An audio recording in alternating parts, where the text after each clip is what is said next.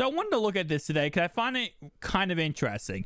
And of course, it's said right here, the Oppo Find N2, which I do not believe this is actually the Find N2. I believe the Find N2 will end up becoming their foldable phone. So they have the Find 5G, which of course is their first foldable phone, and then they're releasing a foldable phone sometime next year, which is going to be a lot like the first iteration of foldable phones. But we have heard rumors that Oppo is going in the route of actually giving us a flippable version of their phones too, which of course goes right in line with Samsung, how Samsung has fold, they have the folds, and they also have the flips. So same concept with Oppo, they're trying to kind of get into that market too.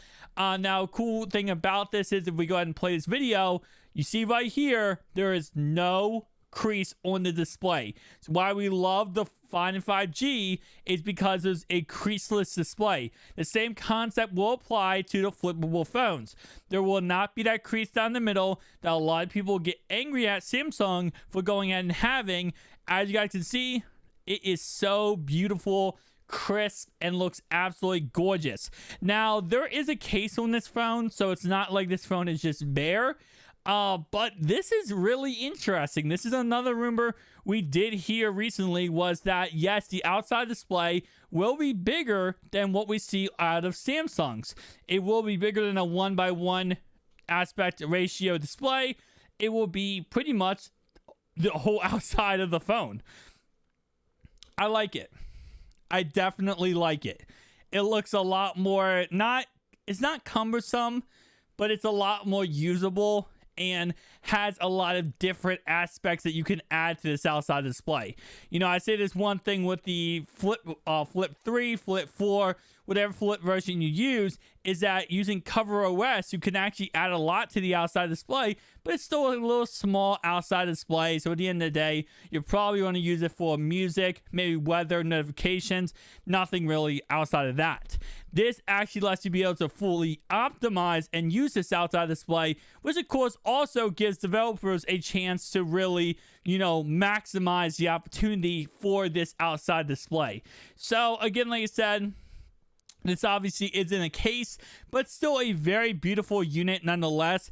And most likely, if the Oppo Find 5G came out at $1,200, my guess is this phone will probably come out around $800, which will be very affordable. And again, it's, Oppo does decide to go worldwide and does decide to go international with the phones.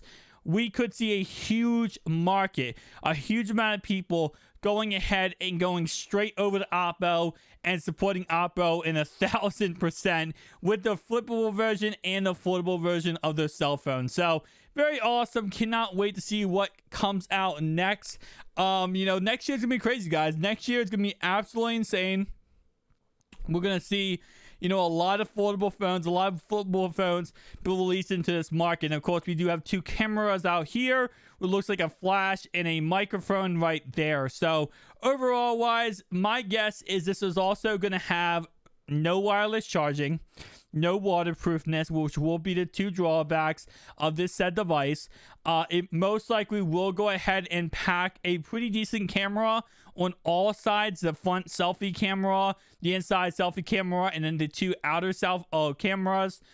Most likely have pretty decent there. My guess is a Snapdragon 8 Gen 1 processor, not a Gen 2, but a Gen 1.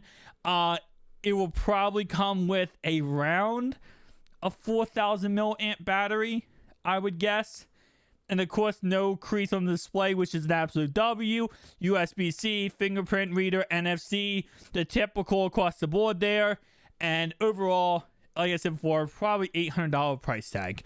Guys, tell me down below your thoughts and opinions, and I'll see you guys in the next one. Peace out.